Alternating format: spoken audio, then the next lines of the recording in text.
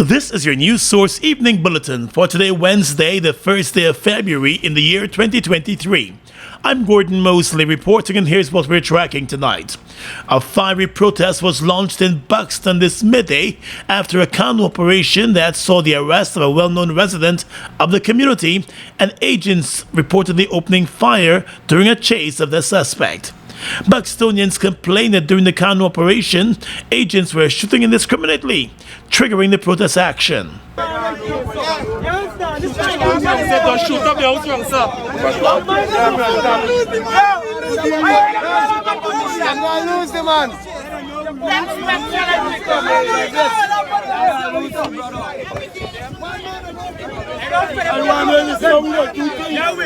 In a statement, the Ministry of Home Affairs said warning shots were fired by law enforcement agents after they were chasing behind a speeding drug-laden car. The car eventually came to a stop after the driver lost control and ended up in a trench. The marijuana trafficking suspect was arrested and taken into custody. Over 50 pounds of marijuana was discovered in the car, according to the Ministry of Home Affairs.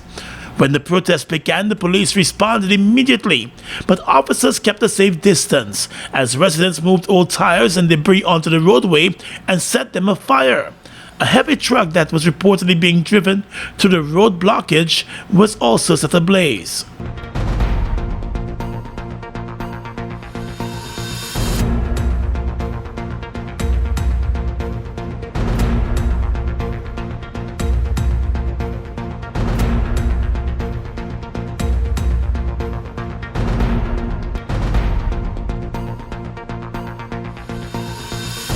The police commander for the area, Assistant Commissioner Kelly Parshram, was underground and sought meetings with leaders from the Buxton community in the efforts to quell the protest action. He said he did not see a need for excessive police force. As the roads remained blocked, the joint services were eventually summoned and assisted in clearing the debris from the main road as well as the embankment, allowing traffic to flow by late afternoon. The protest lasted for over 4 hours. More news coming up in just a moment. It's been a long time coming. Overdue, some might say. But now that it's here, it will change life forever. And it is here to stay. The future is now. Transforming Guyana into the 21st century. Introducing GTT Fiber. Experience internet connectivity like never before. Speeds you deserve at prices you can afford from a name you can trust. Sign up today. GTT Fiber is here. GTT. Together, we rise faster.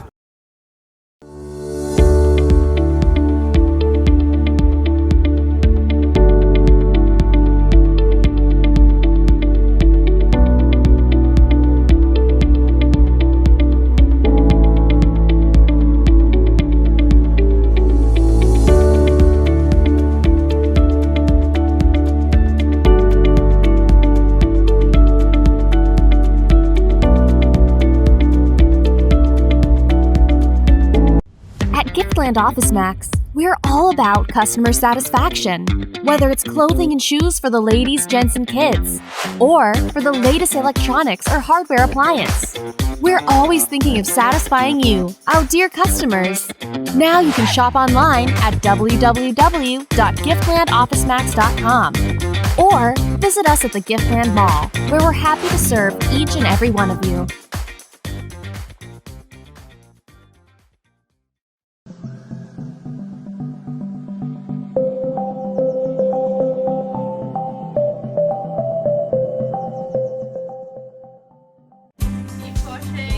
At the most critical life-changing moments, the National Insurance Scheme is here to ensure that your needs are covered.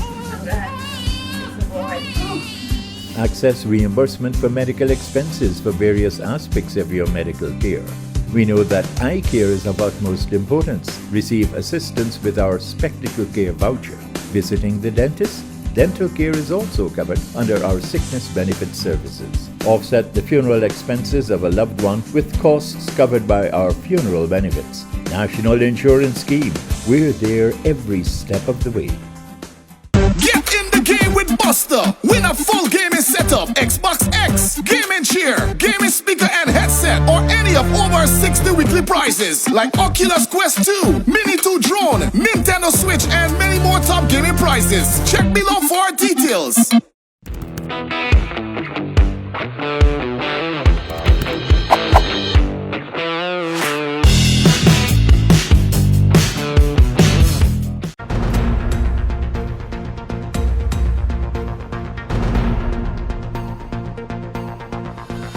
Welcome back.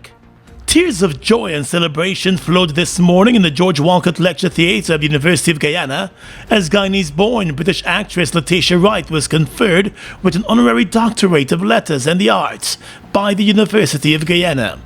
In accepting the honor, the actress paid tribute to her homeland, her family and close friends, who she said have always played a role in her journey. Between fighting back tears and offering words of encouragement to the packed lecture hall, Wright said her journey has not been an easy one, but it has grown into one with purpose and humility. Leticia Wright migrated from Guyana with her family at the age of 8. She's now 29 years old and has starred in several movies, including the blockbuster Black Panther movies and a number of television shows. She told the University of Guyana that she has always remained humble and grounded in her belief in God and purpose, adding that over the years her conversations with God led her to carefully choosing her movie roles, which led to more opportunities. University of Guyana Vice Chancellor Professor Paloma Mohammed said honoring the arts and recognizing the arts remain important, and the University of Guyana was happy to play its part in recognizing the work of Leticia Michelle Wright. Just after that University of Guyana ceremony, Dr. Leticia Wright met with President Irfan Ali. During that meeting with the President, she was presented with a framed copy of her birth registration. She later traveled across the City Hall, where she was further celebrated and presented with a key to the city of Georgetown by Mayor Ubraj Narayan. While as restoration works continue at the iconic Georgetown City Hall building, over $263 million has been approved for the restoration efforts. The Minister of Local Government Nigel Dharamlal said the project will be completed within its 18-month timeline.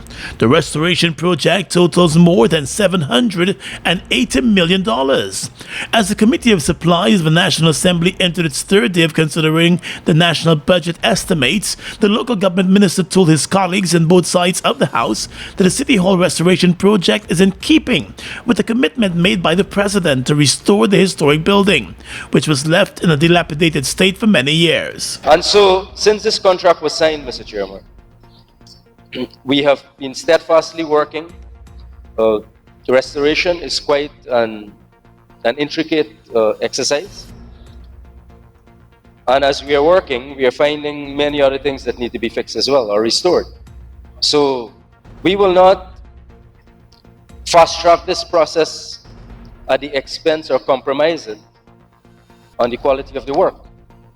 But we have done tremendous work already, and so far we are on time to complete at the end of the contract period. Laying blame at the feet of the opposition, which has a majority on the Georgetown City Council, Minister Dharamlal said little was done to restore the iconic City Hall during the coalition's 5 years in office. One of the commitments President Ali made as soon as he took office was the transformation of Georgetown. And resources at the first cabinet meeting, resources were geared towards the enhancement of Georgetown. Subsequent to that, the City Hall, which is an iconic structure, both iconic and historic structure within the landscape of Georgetown, resources were allocated for its restoration. Further, Dharamlal accused the APNU-AFC Majority Council of also failing to pour resources into the city constabulary to enhance the safety and security of the city.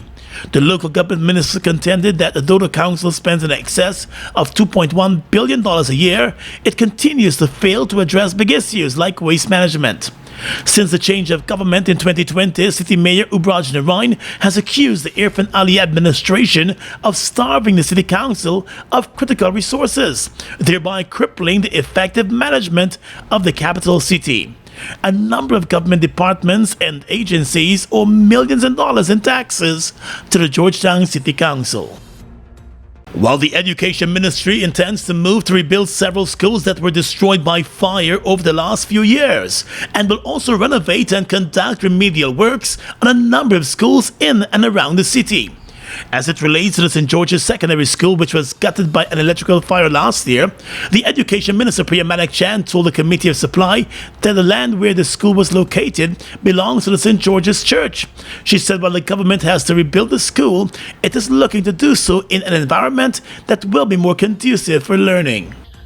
The St. George's Secondary School, there is every intention of rebuilding both St. George's and St. Mary's.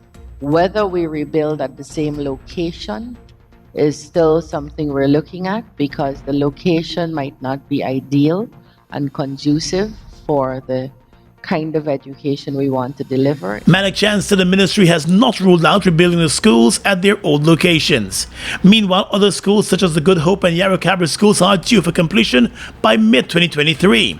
Several new schools such as Prospect Secondary as well as Turkine Secondary, which will house students from Sophia and some parts of the East Coast, are scheduled for construction this year.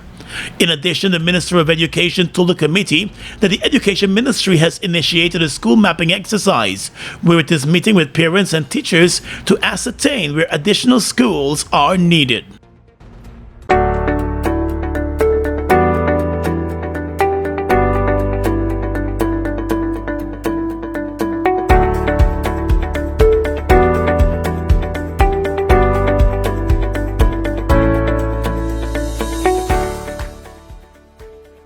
Anson Mini Mart is now open to serve your everyday wants and needs. Our experienced pharmacists will help you feel your best, ensuring you bring home everything you need. We guarantee you will come back for everything you want.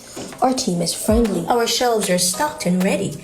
Hassle-free shopping for your busy life. Anson Mini Mart, everyday shopping made easy. From our home to yours. Anson Mini Mart is now open to serve you. Call 220-0505 or check out our Anson Guyana Facebook page for more details.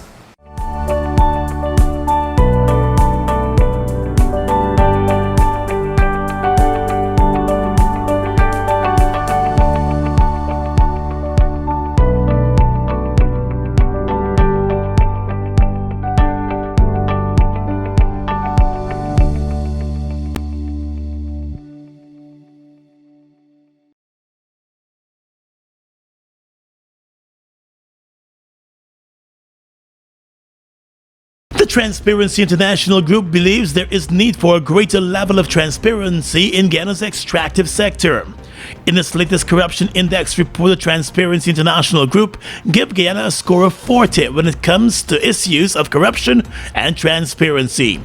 The corruption index by the Global Anti-Corruption Watchdog is based on a combination of at least 3 data sources drawn from 13 different corruption surveys and assessments, with 0 signifying highly corrupt and 100 meaning very clean. According to the just released 2022 report for the Americas, while Guyana has made some improvements over the past 12 years in fighting corruption, that fight appears to have come to a standstill in recent times. The report said the oil-rich nation must still place stronger emphasis on building a well-functioning democratic system and implement greater levels of transparency and oversight, especially in the extractive industry. The report noted that corruption in this sector implies the loss of billions of dollars, which could be used to improve public services and development in one of the poorest countries in the hemisphere. Transparency International said the 2022 Corruption Perceptions Index shows that most countries in the world are failing to stop corruption, noting that the Americas in particular are a fertile ground for criminal networks and human rights abuses. For the 4th consecutive year, the Americas scored an average of 43 out of 100 in the Corruption Perception Index. Uruguay and Canada, each with a score of 74, are deemed to be the cleanest countries in the region, followed by the US with 69 and Chile with 67. However, Venezuela at 14, Haiti at 17, and Nicaragua at 19 remain at the bottom of the index with the lowest scores. According to the global anti-corruption watchdog, in those countries it is difficult to draw a line between public institutions and criminal activities. In Latin America, it said weak and unaccountable public institutions have created fertile ground for organized criminal networks to flourish, fueling violence and insecurity. The Minister of Natural Resources, Vikram Bharat, has announced that a new petroleum production license for the oil and gas sector will include an auditing fee, which will be paid to the petroleum account currently being managed by the Guyana Geology and Mines Commission. The minister was at the time responding to questions from Opposition Member of Parliament David Patterson during the consideration of the budget estimates on Tuesday. In the new production license that we are issuing now, we have actually included an auditing fee. So the operator is paying an auditing fee to Guyana. In those new licenses, and that money is being paid into the petroleum account at GTMC. However, the cost recovery audit of ExxonMobil Guyana's expenses for the period 2018 to 2020 by the consortium of local firms is still to be completed. The local consortium is collaborating with Oklahoma-based Martindale Consultants and the Swiss technical company. According to the minister, the second cost recovery audit will be completed and ready for submission to the National Assembly by March of this year. He admitted, however, that the audit report has been delayed, but he indicated that the local consortium was building its capacity to effectively conduct the audit. The consortium would have sent a number of their accountants, auditors to Oklahoma. I know they went to Oklahoma for sure to do some training program. They went to Houston as well too, because the whole idea of having a local consortium participating in this audit is to build capacity.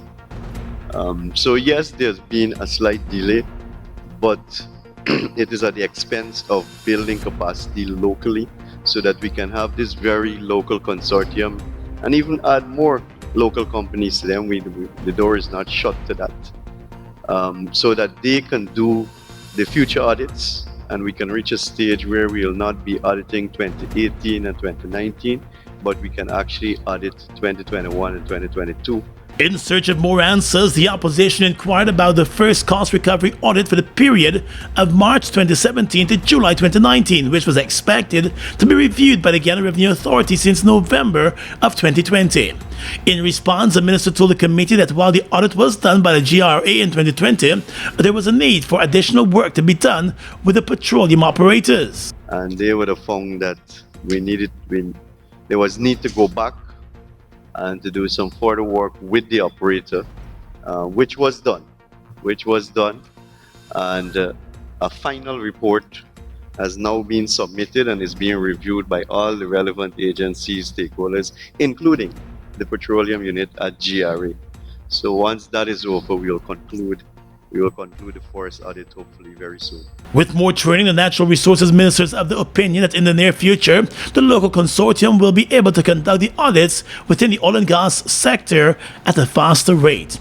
Meanwhile, $100 million has been allocated for the review of the Whiptail Development Project, which is the 6th development project in the Stabroek Block. According to the Natural Resources Minister, the Whiptail Development Project is expected to be submitted later this year, and the budgeted amount will facilitate the review process. Ansem Mini Mart is now open to serve your everyday wants and needs. Our experienced pharmacists will help you feel your best, ensuring you bring home everything you need. We guarantee you will come back for everything you want. Our team is friendly. Our shelves are stocked and ready. Hassle-free shopping for your busy life. Ansem Mini Mart, everyday shopping made easy. From our home to yours. Ansem Mini Mart is now open to serve you. Call 220-0505 or check out our Ansem Guyana Facebook page for more details. Food Max Supermarket, located on the ground floor of the Giftland Mall, is your one-stop shop for all your grocery needs. We stock a variety of imported frozen meat and food products, fresh produce, and pet supplies, freshly made bread. Rotisserie chicken and patties are also available daily. Shop in comfort today at Food Max and let our courteous staff assist you in satisfying your shopping needs. Food Max, the fresh food specialist. It's one of your biggest goals, getting your own home, where memories are made, where happiness lives.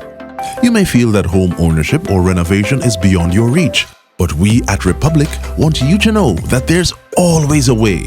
Ask us about our suite of mortgages. Let's help make your housing wishes come true. Or advise on how the equity in your existing home can finance other dreams and goals. Call or go online to learn more. Get in the game with Buster. Win a full gaming setup, Xbox X, gaming chair, gaming speaker and headset, or any of over 60 weekly prizes like Oculus Quest 2, Mini 2 drone, Nintendo Switch, and many more top gaming prizes. Check below for details. Fuel it up and drive, Super 95. Tune up, fuel it up and drive, Super 95. Tune up. Protect your fuel system, boy. High mileage and performance, boy. Guy Oil's Super 95 gasoline gives you more reasons to drive and is available at 56 service stations nationwide. For affordable price, high performance, and high mileage, choose Guy Oil's Super 95 gasoline. Fuel it up and drive.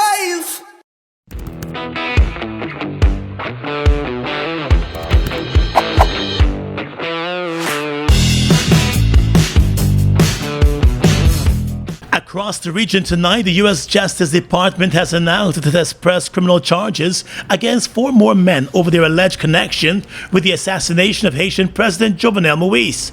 Moïse's murder in July 2021 left a political vacuum in the Caribbean nation and emboldened powerful gangs who serve as de facto authorities in parts of the country. U.S. law enforcement took 3 key suspects into custody in the months following the murder. The men charged on Tuesday will face proceedings in the Southern District of Florida after being detained in Haiti, the U.S. Justice Department said in a statement. Those charged include dual Haitian-American citizens James Solange and Joseph Vincent and Colombian citizen German Alejandro Rivera Garcia, the department said. The 3 men were charged with conspiring to commit murder or kidnapping outside the United States, and they could face life imprisonment if convicted. Jamaican Prime Minister Andrew Holness has signaled that Jamaica's security forces could be part of a regional delegation to support efforts by CARICOM to stabilize gang-ravaged Haiti. Holness told the House of Representatives that the descent into political and economic chaos of Jamaica's neighbor was a source of worry for his administration and the entire Caribbean. He said the government of Jamaica and the people of Jamaica, even with their own challenges and concerns, are deeply concerned about the humanitarian and security crisis being experienced by its Caribbean neighbor and sister nation, Haiti. He told the House of Representatives that the situation has escalated to dangerous proportions, with the killing of several policemen recently. The Prime Minister reiterated the condemnation by CARICOM and extended condolences to the families of the fallen officers. He said the recent round of violence in Haiti has left the country's 5 million population facing acute hunger. And finally tonight, international news. Prosecutors in Suriname have asked the High Court there to uphold a 20-year jail sentence, which was handed down to former Surinamese President Desi Bouterse. The 74-year-old was convicted back in 2019 of ordering the extrajudicial executions of 15 political opponents 4 decades ago. Bouterse has since been appealing against the ruling and cannot be arrested until the process ends. The court is expected to rule on the sentence later this year. Bouterse has denied involvement in the executions. He insists that the victims, who included lawyers, union leaders and journalists, were shot while trying to escape a colonial-era fortress in Paramaribo, the capital of Suriname. An appeal hearing for the former leader is currently underway and is expected to last until the end of March, after which time the High Court will announce its decision on the sentence. And that's your News Source Evening Bulletin for tonight. I'm Gordon Mosley reporting and encouraging you to stay safe.